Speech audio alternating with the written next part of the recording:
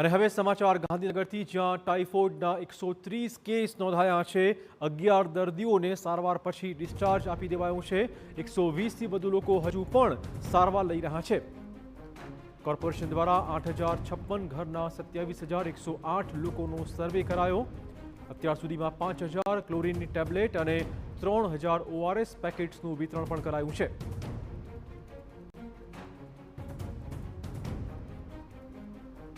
તો હાલમાં રોગચાળો વકરી રહ્યો છે। વધુ 10 કેસ પણ આજે સામે આવ્યા હોવાના સમાચાર છે અને આ જ મુદ્દે વધુ વાત કરવા જોડાશે અમારા પોલિટિકલ એડિટર કિંજલ। જે રીતે આખો આ મામલો સામે આવી રહ્યો છે, ચોક્કસ હવે વિપક્ષ પણ આકરા પાણીએ છે।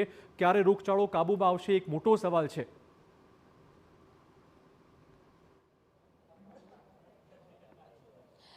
बिल्कुल देखो जे घटना है गुरुवार थी सामे आवी रही है। टीवी 9 द्वारा सतत आज समाचार था ते पण प्रसारित करवामां आव्या, परंतु जे कही शकाय के पाणीमां ड्रेनेज लाइन अने सुएज लाइन छे ते मिक्स थई छे अने तेना कारणे परिस्थिति छे ते गंभीर बनी छे।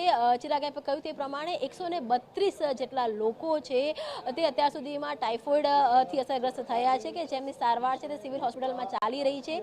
11 જે લોકો છે 11 લોકો અત્યારે કહી શકાય કે તેમને સારવાર મળી ચૂકી છે અને 11 લોકો છે તે અત્યારે ટાઇફોઇડ થી કહી શકાય કે ટાઇફોઇડના સકંજામાંથી બહાર આવ્યા છે કે જેમને અત્યારે રજા છે તે આપવામાં આવી છે।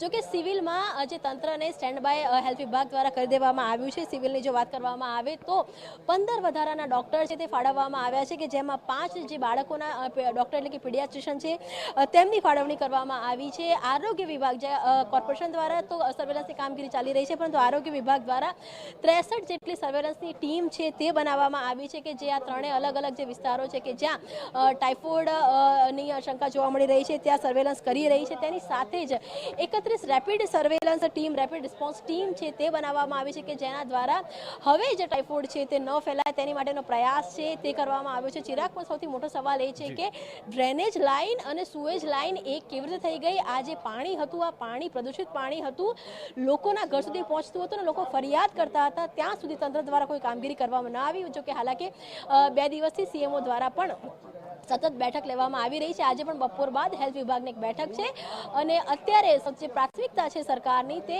તમામ જે લોકો છે તેમને યોગ્ય સારવાર મળી જાય તે પ્રાથમિકતાની સાથે અત્યારે જે યોગ્ય આદેશ છે હેલ્થ વિભાગ દ્વારા કરવામાં આવી રહ્યા છે।